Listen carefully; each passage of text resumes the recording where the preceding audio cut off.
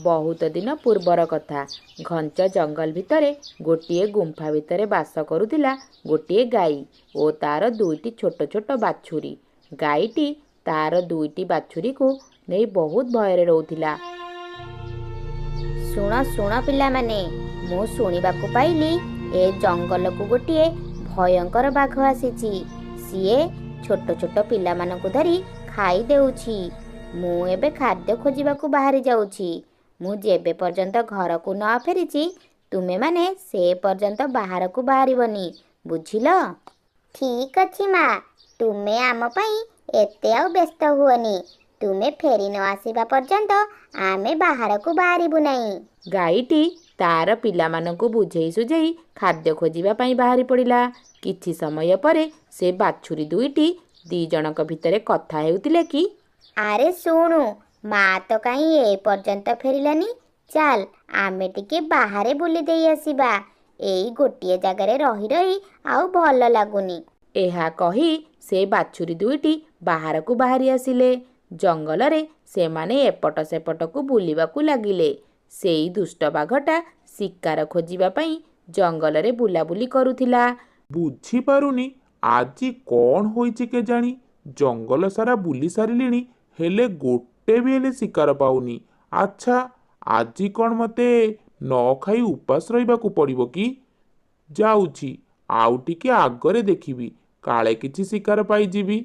एमिति कही बाघटी टिके बाट जाइछि कि नहीं से सेई बाछुरी दुईटीକୁ देखिबाकू पाइला। आरे मु तो देखुची गाईर दुईटा छोट छोट बाछुरीଙ୍କୁ। तांको दी जनଙ୍କୁ तो देखी मोर भोकटा आहुरी बढ़ीगला। जाउची से बाछुरी दुईटाଙ୍କୁ बाट जगिबी। तापरे सेई दुष्ट बाघटी से बाछुरी दुईटार सामनारे जाई छिड़ा होईगला। अरे बाबा, ये तो गोटे बाघ। आमे कौन पाई मार कथा को न मानिकी बाहर को आसिले? बाघ मामू, आमको तुमे मार नहीं, आमको छाड़ी दियो। तुम दी जनଙ୍କୁ छाड़िबा पई मु एठाकू आसी नाही, तुमको खाइबा पई आसीची। आजी मो हातरू तुमे बंची पारिबो नाही। एहा परे बाघटी से बाछुरी दुईटा उपरकू आक्रमण करी खाईदेला।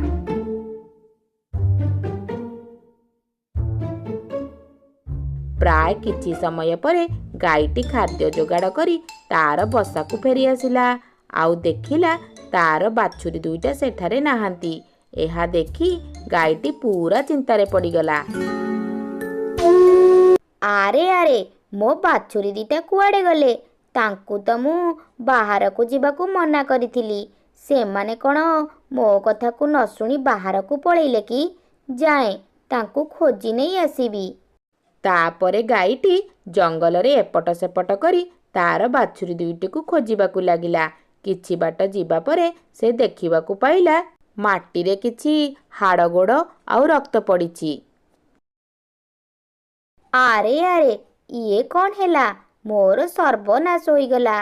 मोर पिलामानंकर एमिति किए कला? मु एबे कौन करिबी? मो पिलांक बिना मु केमिति रहिबी? मु माँ होई एते बड़ कष्ट मु केमिति सहिबी जे? से दुष्ट बाघ मोर छोट बाछुरी मानकू खाई किछि भल करिनी। दिने ना दिने ताकू ए पापर फल भोगिबाकू निश्चय पड़िबो।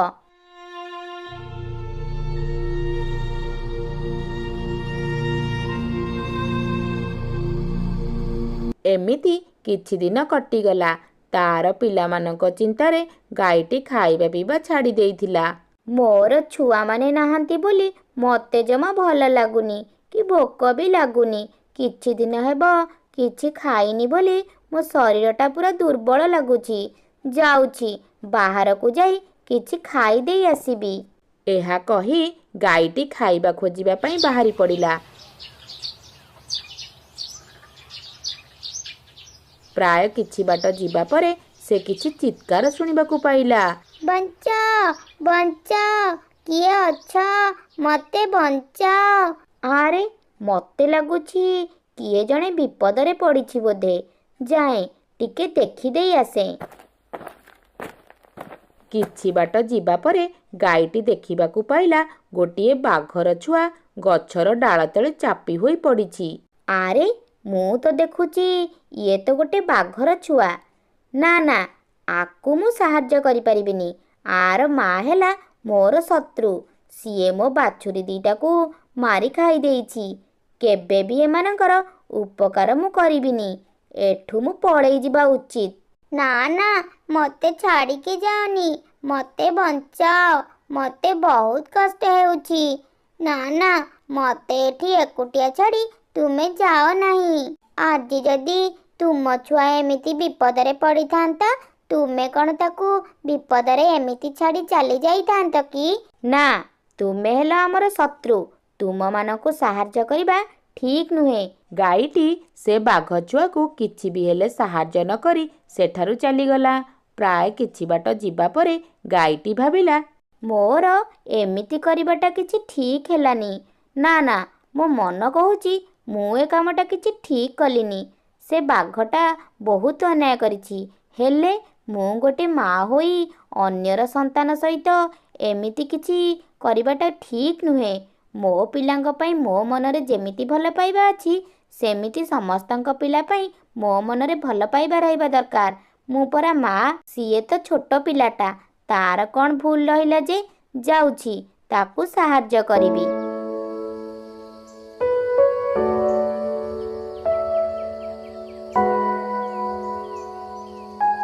ତାପରେ ଗାଈଟି ବାଘର ଛୁଆକୁ ବଞ୍ଚେଇ ନିଜ ଘରେ ଆଣି ରଖିଲା।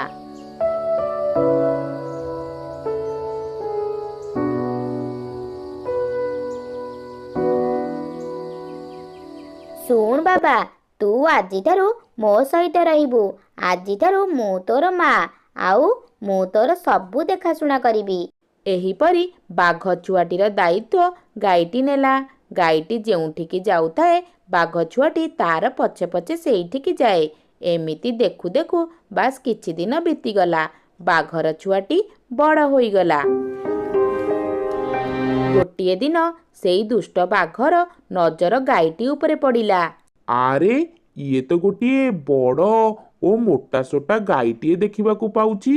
ଯାହା ବି ହେଉ, ଏଇଟାକୁ ଖାଇବାକୁ ପଡ଼ିବ। ହେଲେ ଏ କ'ଣ?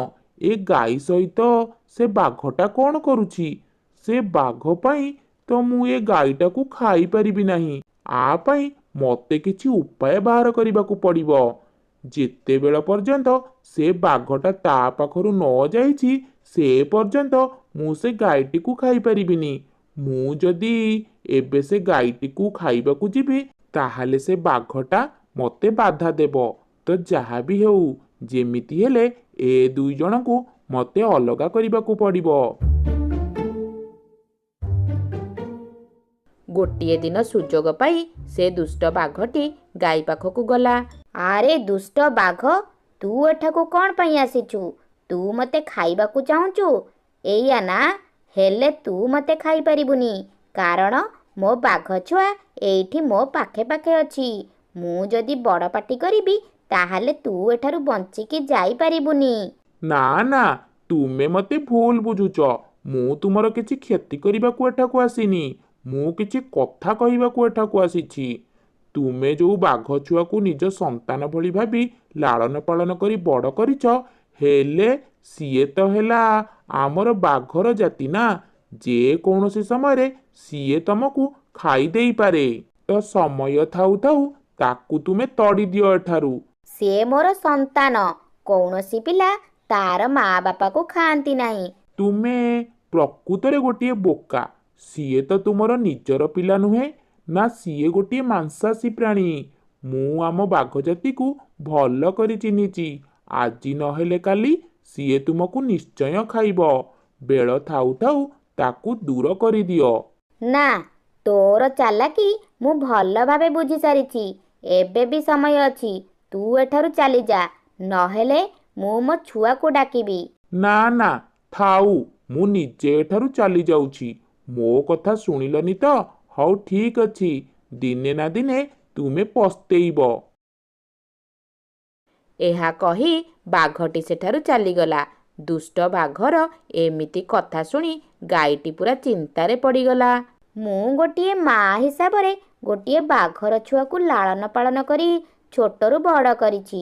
ହଁ, ଛୋଟ ଥିଲାବେଳେ କିଛି ବୁଝିପାରୁନଥିଲା, ହେଲେ ସେ ତ ଏବେ ବଡ଼ ହୋଇଗଲାଣି।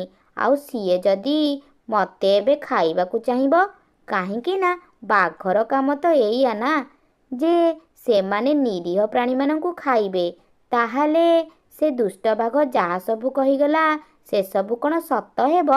ମୋର ବାଘର ଛୁଆଟା କ'ଣ ମୋତେ ଖାଇଦେବ? ମୁଁ ମୋର ଭଲ ପାଇବା ଦେଇ ଗୋଟେ ବାଘର ଛୁଆକୁ ବଡ଼ କରିଛି, ମା' ହୋଇ ତା'ର ଦେଖାଶୁଣା କରିଛି, ନିଜର ସନ୍ତାନ ଭଳି ତାକୁ ପାଳିଛି।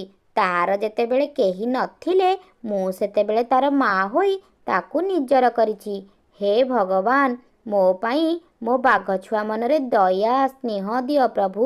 ତା ପରଦିନ ଗାଈଟିକୁ ତାର ବାଘ ପିଲାଟି କହିଲା, ମା, ତୁମେ ମୋ ପାଇଁ ବହୁତ କଷ୍ଟ କରିଛ, ମୋର ଛୋଟବେଳୁ ଦେଖାଶୁଣା କରୁଛ, ମୋର ଯତ୍ନ ବି ନେଇଛ, ମୋତେ ପାଳି ପୋଷି ବଡ଼ କରିଛ। ଏବେ ତୁମର ବୟସ ହୋଇଯାଇଛି, ଆଉ ଆଜିଠାରୁ ମୁଁ ତୁମ ପାଇଁ ଖାଦ୍ୟ ଯୋଗାଡ଼ କରି ନେଇ ଆସିବି। ତୁମର ଆଉ ବାହାରକୁ ଯିବାକୁ ପଡ଼ିବ ନାହିଁ। ଏହା କହି ବାଘ ପିଲାଟି ଖାଦ୍ୟ ଖୋଜିବା ପାଇଁ ବାହାରି ପଡ଼ିଲା।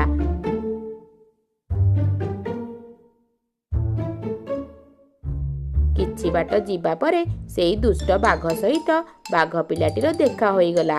ତ ସାଙ୍ଗେ ସାଙ୍ଗେ ସେ ଦୁଷ୍ଟ ବାଘଟି କହିଲା, ରୁହ, ତୁମ ସହିତ ମୋର କିଛି କଥା ଅଛି। କୁହ, କ'ଣ କହିବାର ଅଛି? କଥାଟା ହେଉଛି ଯେ ମୁଁ କିଛି ଦିନ ହେବ ଲକ୍ଷ୍ୟ କରୁଛି ତୁମେ ଗୋଟେ ଗାଈ ସହିତ ରହୁଛ, ହେଲେ ତୁମର ବୁଝିବା ଦରକାର ଯେ ତୁମେ ହେଲ ଗୋଟେ ବାଘ, ତୁମର ସମ୍ମାନ ଅଛି। ଗାଈ ତ ହେଲା ଆମର ଖାଦ୍ୟ।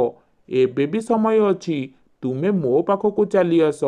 ଆଉ ସେ ଗାଈ ସହିତ ରହିକି ତୁମର କ'ଣ ଲାଭ ଯେ ତୁମେ ଆଉ ମୁଁ ମିଶି ଗାଈଟାକୁ ଖାଇଦେବା। ହଁ ହଁ, ତୁମେ କଥାଟା କିଛି ମନ୍ଦ କହୁନ ଯେ ଆମେ ହେଲେ ବାଘ, ଆଉ ବାଘର ପ୍ରଧାନ ଖାଦ୍ୟ ହେଲା ମାଂସ। ମୋର ବି ବହୁତ ଦିନରୁ ଇଚ୍ଛା ଅଛି ଯେ ମୁଁ ମୋ ଗାଈ ମା'କୁ ଖାଇବି ବୋଲି। ଚାଲ ଆଜି ସେ କାମଟା କରିଦେବା। ହଁ, ଏଇ ତ ତୁମେ ଠିକ୍ ଜାଗାକୁ ଚାଲି ଆସିଲ। ହଉ, ଆଉ ଡେରି କ'ଣ ପାଇଁ? ଚାଲ ଚାଲ, ଏବେ ମୋ ସାଙ୍ଗରେ, ମୁଁ ଆଉ ଅପେକ୍ଷା କରିପାରୁନି। ଠିକ୍ ଅଛି, ମୁଁ ଆଗରେ ଯାଉଛି, ତାପରେ ତୁମେ ଆସ।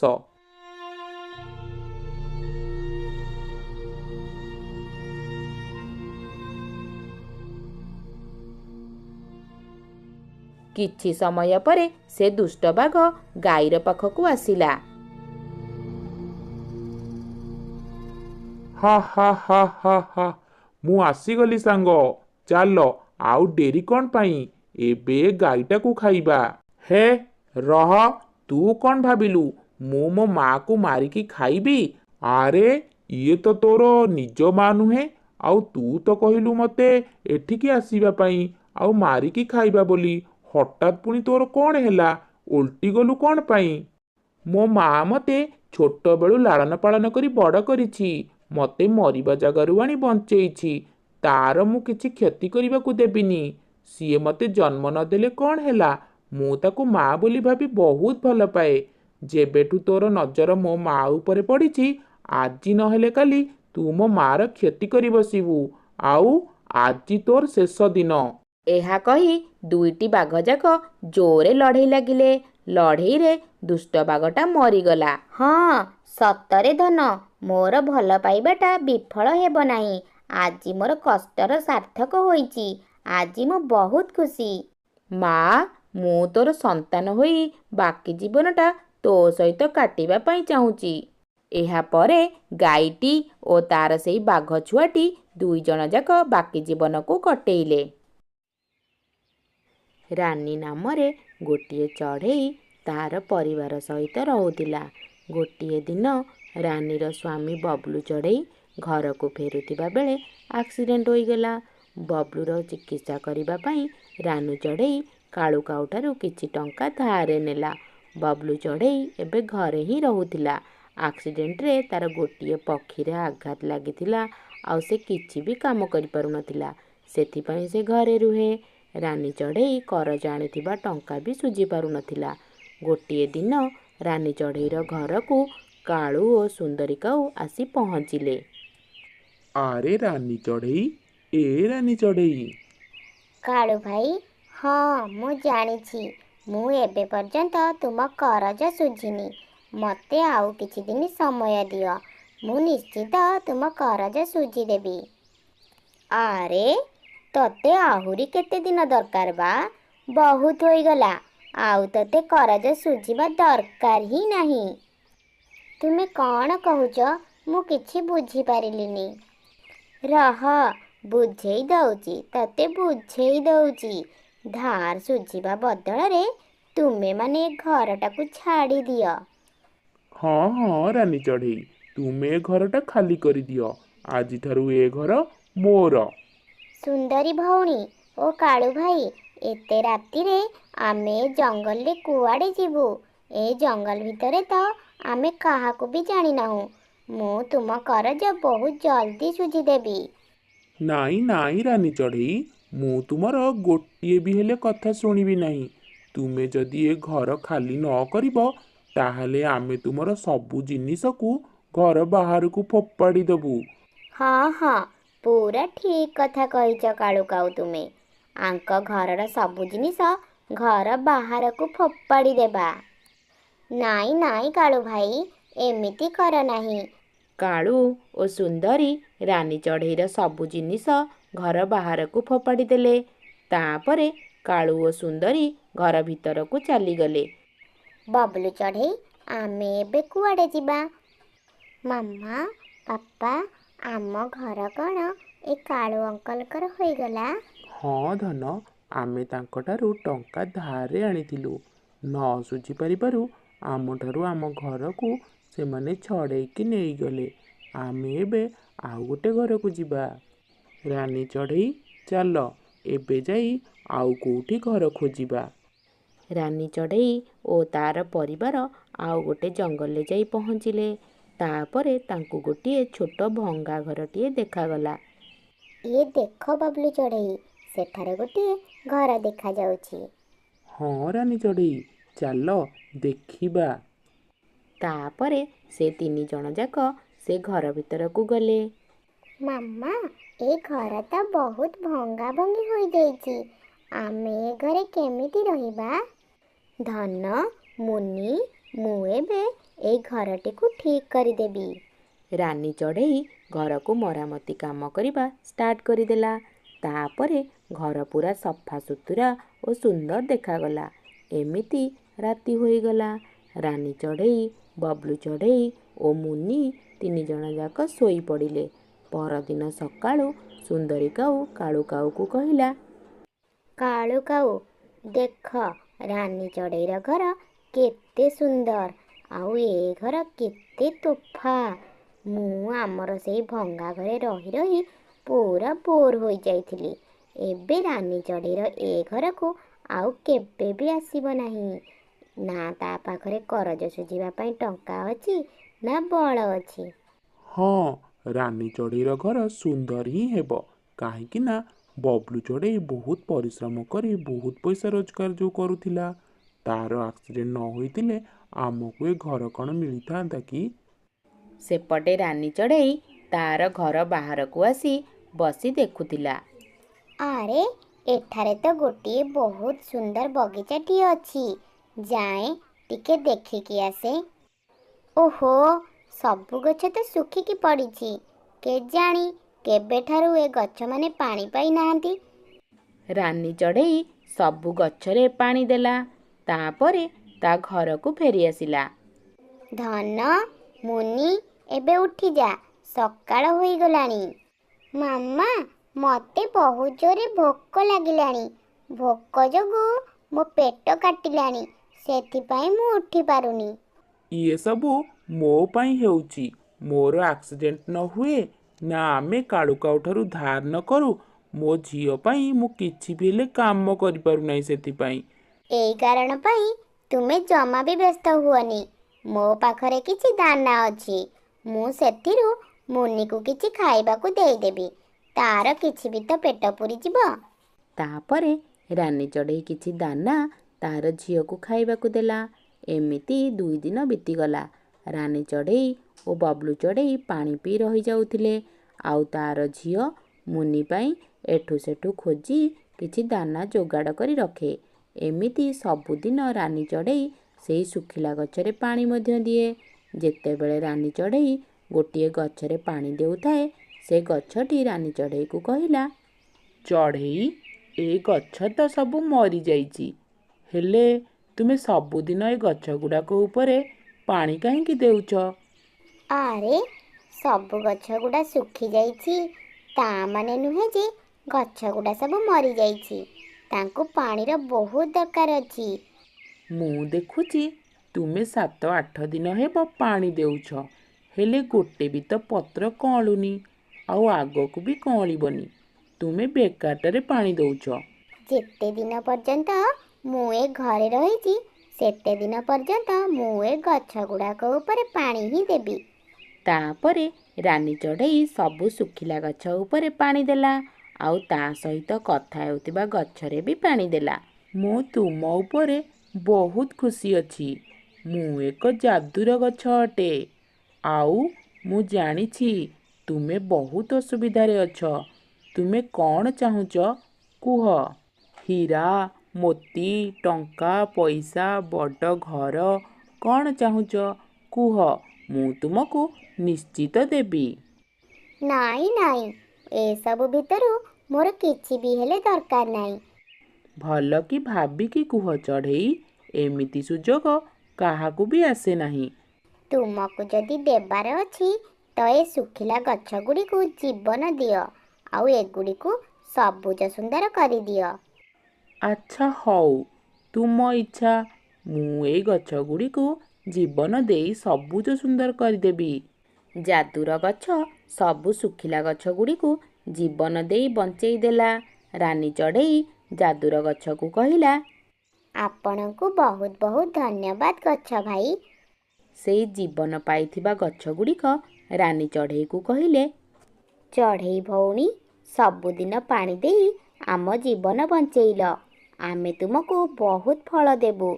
ତୁମେ ଆମକୁ ସବୁଦିନ ପାଣି ଦେଇ ବଞ୍ଚେଇ ରଖିବ। ତୁମକୁ ବହୁତ ବହୁତ ଧନ୍ୟବାଦ ଗଛ ଭଉଣୀ। ରାନୀ ଚଢ଼େଇ ସବୁଦିନ ଗଛମାନଙ୍କ ଉପରେ ପାଣି ଦେଲା। ଗଛମାନେ ମଧ୍ୟ ରାନୀ ଚଢ଼େଇକୁ ବହୁତ ସାରା ଫଳ ଦେଲେ। ଏତେ ଗୁଡ଼େ ଫଳ ନେଇ ବଜାରରେ ବିକ୍ରି କରି ନିଜ ଘରର ଗୁଜୁରାଣ ମେଣ୍ଟାଇଲା ରାନୀ ଚଢ଼େଇ। ଏହିପରି ଭାବରେ ତାଙ୍କ ପରିବାରର ସମସ୍ତଙ୍କର ଜୀବନଶୈଳୀ ବଦଳିଗଲା। ରାନୀ ଚଢ଼େଇ ଗୋଟିଏ ବଡ଼ ଘରେ ରହିଲେ, ଆଉ ସେଇ ଗଛମାନଙ୍କୁ ସବୁଦିନ ପାଣି ବି ଦେଉଥାଏ, ଆଉ ସେମାନେ ବି ବହୁତ ସାରା ଫଳ ଦିଅନ୍ତି। ଏମିତି ଭାବରେ ରାନୀ ଚଢ଼େଇ ବହୁତ ଧନୀ ହୋଇଗଲା।